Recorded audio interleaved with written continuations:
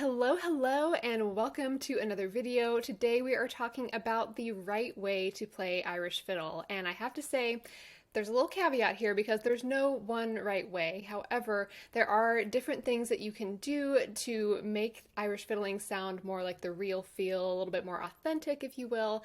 And that's what I'm all about teaching over here at Hannah Harris Kiel. So we're going to get into some specifics today. I have 7 factors for you on what you need to pay attention to in order to play Irish fiddle well.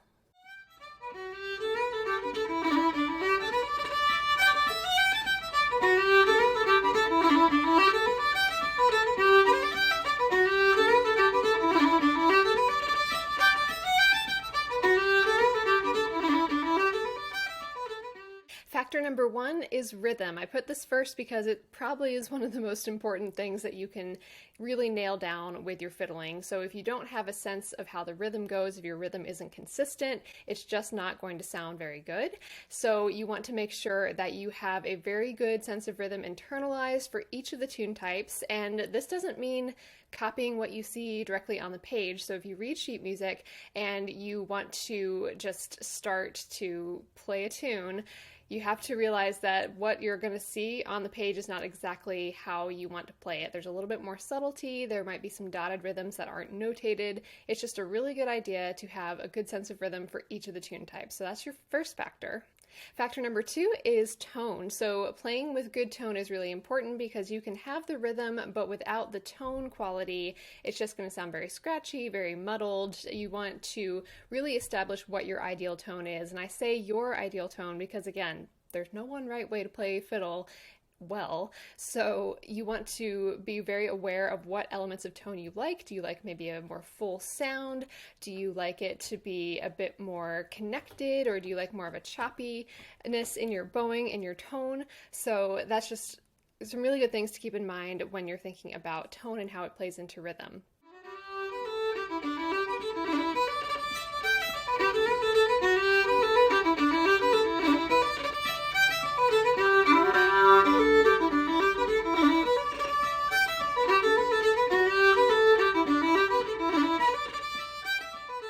Okay, our third factor is phrasing, and this ties right into rhythm and tone, and really it all has to do with bowing. So you know bowing's my jam. I love teaching bowing to adult Irish fiddlers. It's one of my favorite things to do.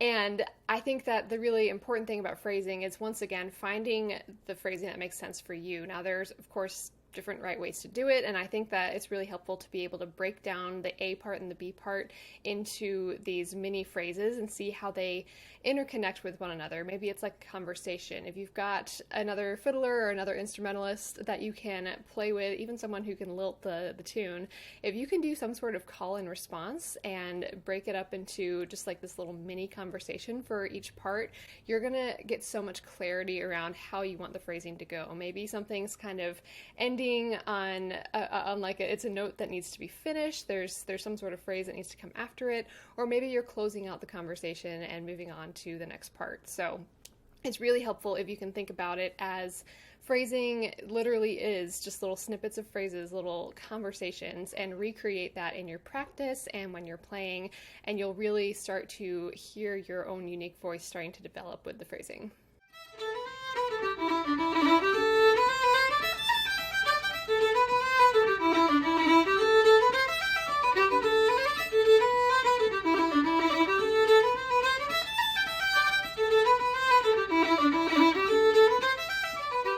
Now, number 4 is listening, and this is one that I could have put first, but I always talk about listening first, so I didn't want to lose you right away. But listening is such an important factor of Irish music. If you don't know how it's supposed to sound, how on earth are you going to be able to recreate it on your own?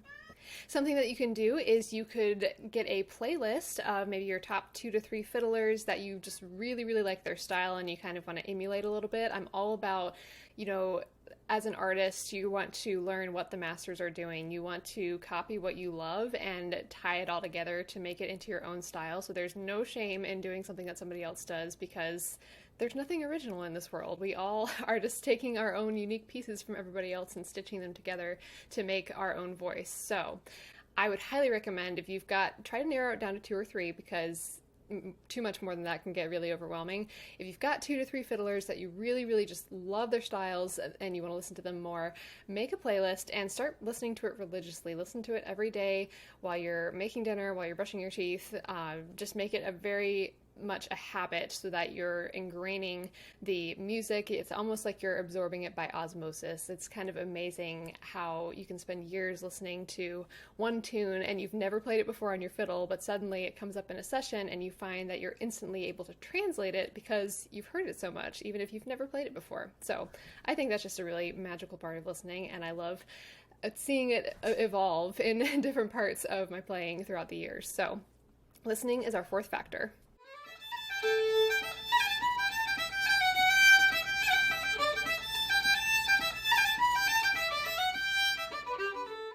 Now, these first 4 things are kind of your core elements to keep in mind. These are the really, really important factors that you absolutely must have in order to be a good Irish fiddler. And these next 3 are also very, very important, but they're kind of something that you want to add on as you're going further along down the line. So if you're just getting started with Irish music, then really put in your focus on rhythm, tone, and phrasing, and of course listening. Those are the best things you can do as a beginner. But as you get more advanced, as your fingers are starting to get used to the instrument and all the different twists and turns, then you want to start adding in our factor 5, which is ornamentation. So ornamentation is really the stylistic juice of Irish fiddle music, and you could certainly play something with a very kind of lilty rhythm and still sound Irish with very minimal ornamentation.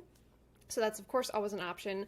But it really is nice to start adding in the little extra bits. I kind of call it the sparkle of Irish music. So if you add in ornaments, whether that's cuts, rolls, slides, anything of the sort, you want to start incorporating those. I always say when you're starting off with ornamentation that you want to just start with one note, just ornamenting one note as opposed to trying to get a bunch of them in a row. So just kind of focus on one at a time, adding them in slowly, and again, be listening to these fiddlers that are on your playlist and see what types of ornaments they are using. Maybe they're using more bowed triplets as opposed to a roll, or maybe they're using more rolls as opposed to bowed triplets. So you can always be very mindful of that.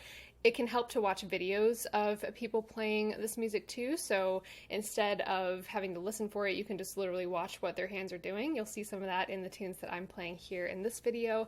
So of course, if you have any questions about ornamentation and how to add all that in, I am all ears. I love to answer questions about that as well, so I'm happy to clarify what I'm doing in any part of the tunes on this video, so feel free to pop those in the comments.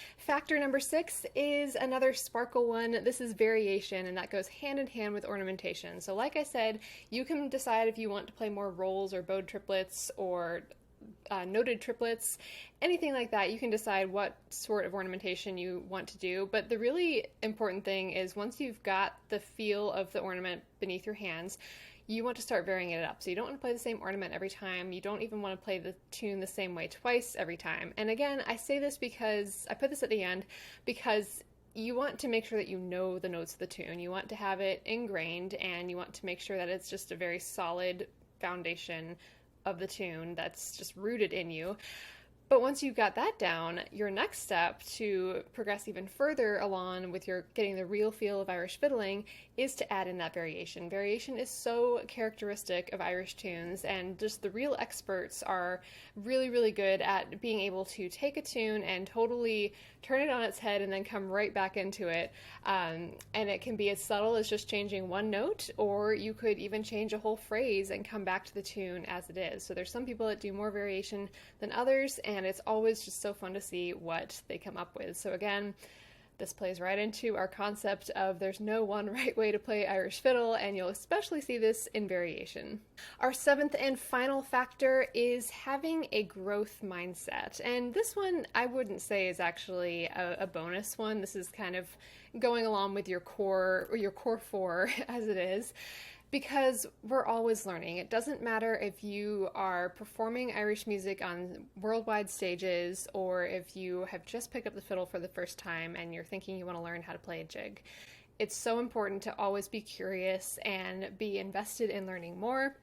I am always learning more. I've spent lots of hours in the practice room, but I do not by any means know everything there is to know about Irish fiddling. So it is just so important to always have this growth mindset of, okay, I've learned this, I've done a good job learning this, now what else can I do to enhance what I've already learned? Who can I learn from? Whose opinion is totally different from mine that I can take into account and listen to and incorporate into how it is I understand Irish music. So if you want to get the real feel for Irish fiddling, play things the right way, then you have to be open to the fact that we don't always know what the right way is. And it's so important to be able to listen to other people. Irish music is so diverse. There's so many people that play it all over the world. It's not just in Ireland and the States and the UK and Australia. I mean, it's literally everywhere. So if you take into account all these wonderful ways that we can contribute to the tradition, it's just so much more enriching when you're playing fiddle tunes.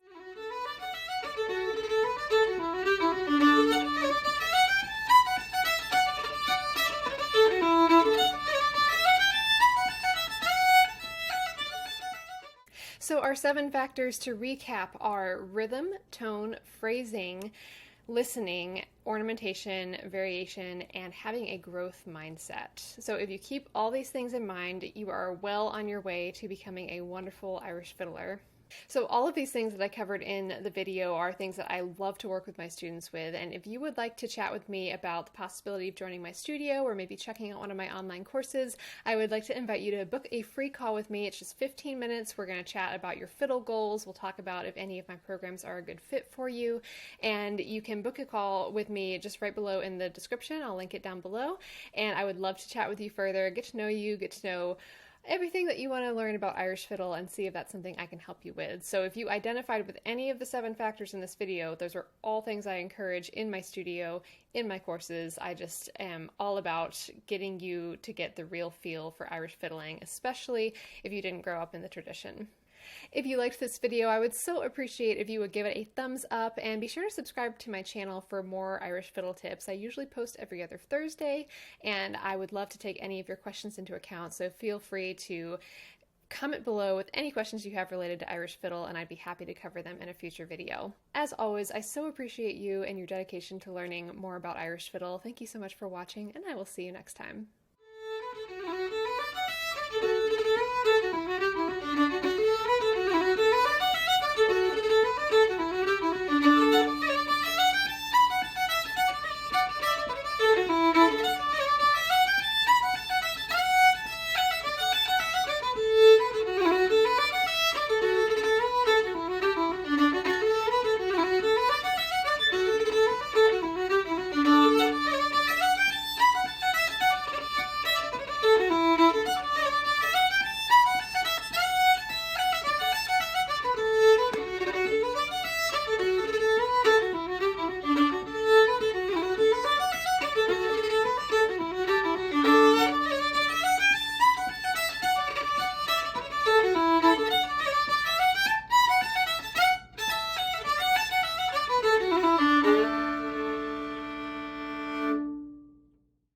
Now, number 4